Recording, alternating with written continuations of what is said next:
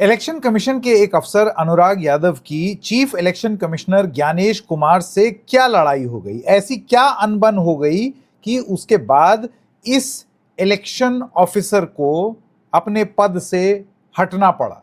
क्या ये एक ईगो बैटल थी? क्या ज्ञानेश कुमार ने जोर जबरदस्ती कराने की कोशिश की? जिनको हटाया गया है उनके ऊपर कुछ पहले से भी आरोप लगे हुए हैं, सिर्फ बात करने के तरीके की वजह से एक्शन लिया गया है या और भी कोई कारण है? ये पूरा मामला क्या है? ऐसा क्यों हुआ कि महज ये बात बोल देने पर, अनबन हो जाने पर एक ऑफिसर को उसके पद से ही हटा दिया जाता है?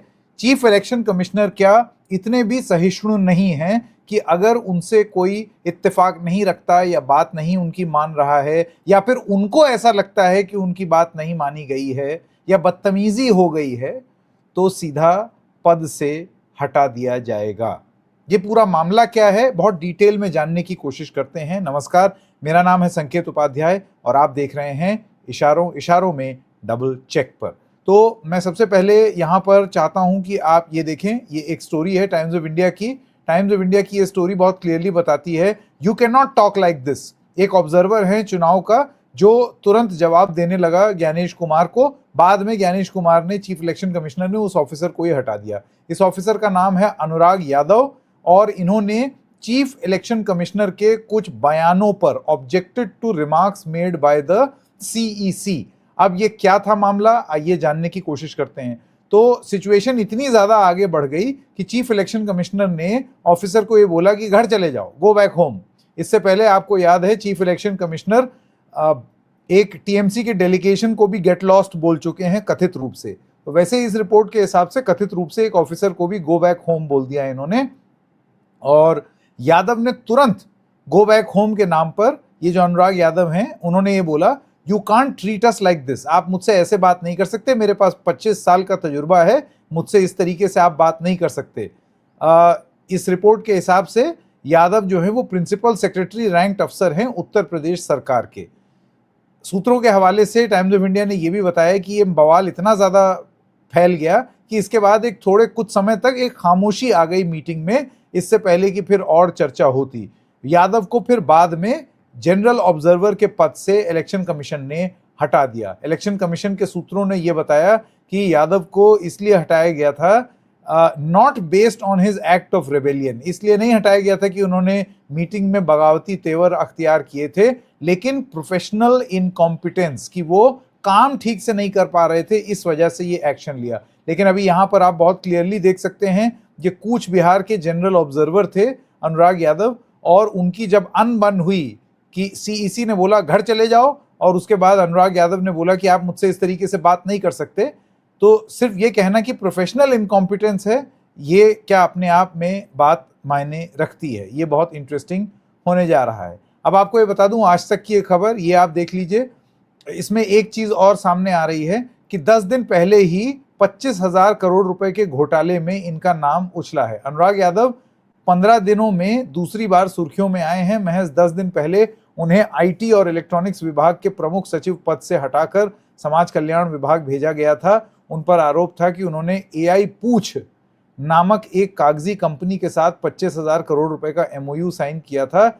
इस मुद्दे पर विपक्ष ने सरकार को जमकर घेरा था, जिसके बाद 30 मार्च को उनका तबादला कर दिया गया। याद कीजिए, उत्तर प्रदेश सरकार का पूछ एआई के साथ एक एमओयू हुआ था। वो खबर बहुत चली थी कि एक तरफ आप एमओयू कर रहे हैं एक कंपनी के साथ और बाद में आप वो एमओयू कैंसिल कर देते हैं। आपने बेसिक टेस्ट भी नहीं किया कि आप एमओयू किसके साथ कर रहे हैं। तो ये वही अफसर आज तक के हिसाब से बताए जाते हैं जिन्होंने एआई पूछ के साथ वो एमओयू साइन किया था, तब भी इनको हटा दिया गया था। यहाँ पर ये रिपोर्ट, ये है अनुराग यादव, जैसे कि आप देख सकते हैं। इस रिपोर्ट में टाइम्स ऑफ इंडिया में बताया जाता है प्रिंसिपल सेक्रेटरी रैंक के अफसर हैं, 2000 बैच के आईएएस अधिकारी हैं अनुराग यादव, आजमगढ़ के रहने वाले, उत्तर प्रदेश के, और इनका अभी अनबन हुआ, इस वजह से इनको हटा दिया गया और 15 दिन के भीतर ये उनसे जुड़ा हुआ दूसरा एक्शन है। पश्चिम बंगाल के कूच बिहार में चुनाव पर्यवेक्षक ऑब्जर्वर के रूप में ये तैनात हुए थे। मुख्य चुनाव आयोग से इनकी कहासुनी हो गई फोन पर। अब क्या है कि प्रोफेशनल इनकॉम्पिटेंस की बात तो कह दी सीईसी ने, लेकिन बहुत क्लियर तरीके से ये एक अनबन है ईगो बैटल भी है। अब इस चीज को देख करके एक सवाल मन में ये आता है कि ये हुआ ही क्यों, ऐसी नौबत क्यों आई? तो ये नौबत इसलिए आई, यहां पर आप देखिए कि ये हैं अनुराग यादव, ये कौन है, इसके बारे में पूरी डिटेल है। मैं आपको ये बताना चाहता हूं, इसमें बहुत क्लियरली एक चीज लिखी हुई है कि ये हुआ क्यों। दरअसल वर्चुअल समीक्षा बैठक में कूच बिहार दक्षिण के पर्यवेक्षक अनुराग यादव ने से उनके क्षेत्र में पोलिंग बूथ की संख्या पूछी गई कि आप पोलिंग बूथ की संख्या बताइए, जागरण की खबर है ये। तो उसका तत्काल उत्तर वो नहीं दे पाए। अच्छा, कई बार ऐसा होता है कि पोलिंग बूथ आपके यहाँ कितने हैं, इसमें एग्जैक्ट नंबर में आप अपना पेपर देखते हैं, और जब आपको ऑब्जर्वर लगाया गया है, कायदे से ये आपको एकदम फिंगर टिप्स पर होना चाहिए। चलिए, नहीं भी है, ऐसे में एक कागज सामने होना चाहिए जिसमें ये साफ साफ लिखा हो कि आपके पोलिंग स्टेशन कितने हैं। आप अगर कहीं के ऑब्जर्वर हैं तो आपको ये जानकारी होनी बहुत जरूरी है। तो पोलिंग बूथ की जानकारी ना देने पर आयोग नाराज हुआ। इसको लेकर के मुख्य चुनाव आयुक्त ज्ञानेश कुमार की ओर से नाराजगी जताई गई कि कैसे पर्यवेक्षक हो, कैसे ऑब्जर्वर हो। बताया जा रहा है कि इस दौरान दोनों के बीच में बहस हो गई। इसके बाद ही आयोग ने अनुराग को पर्यवेक्षक पद से हटा दिया और वापस भेजने का निर्णय कर लिया गया। अब अनुराग यादव, इस रिपोर्ट के हिसाब से भी आप देख लीजिए, जैसे कि हमने आपको बताया 2000 बैच आईएएस अधिकारी हैं, समाज कल्याण विभाग के प्रमुख सचिव की जिम्मेदारी संभाल रहे हैं और इससे पहले आईटी एंड इलेक्ट्रॉनिक्स विभाग में अहम भूमिका निभा चुके हैं, जैसे कि हमने आपको थोड़ी देर पहले बताया था। चुनाव आयोग के पत्र में आधार पर प्रदेश सरकार उनसे लिखित स्पष्टीकरण मांग रही है। जवाब संतोषजनक न होने पर विभागीय जांच भी बिठाई जा सकती है। वहीं आयोग भविष्य में उन्हें चुनाव ड्यूटी से दूर रख सकता है। तो ये पूरा मामला है। अब देखिए, इतनी बात तो जो हो गई सो हो गई। जैसे कि मैंने आपको इनका एक इतिहास भी बताया, और आप जानते हैं कि वो पूछ एआई वाला मामला अभी एक रिपोर्ट में आपने देखा था। पर बात यहां पर थोड़ी सी अलग है, और अलग ये है कि वो इंफॉर्मेशन तुरंत नहीं दे पाए। तो क्या ये अपने आप में इतना बड़ा जुर्म है कि आप पहले तो किसी को डांट दें पब्लिकली? जाहिर सी बात है, इस तरीके की मीटिंग पब्लिकली होती हैं, और ये मतलब इनके ऊपर कुछ भी आरोप हो, एक सीनियर आईएएस ऑफिसर है भाई, ज्ञानेश कुमार को तो पता होना चाहिए कि सीनियर पोजीशन से किस तरीके से बात की जाती है ब्यूरोक्रेसी में। और दूसरी बात ये कि इस तरीके के एक्शन पर अभी तो आपने ऑफिशियली ये जरूर बोल दिया है कि ये इनकॉम्पिटेंस था उनका, जिसकी वजह से उनको हटाया गया है।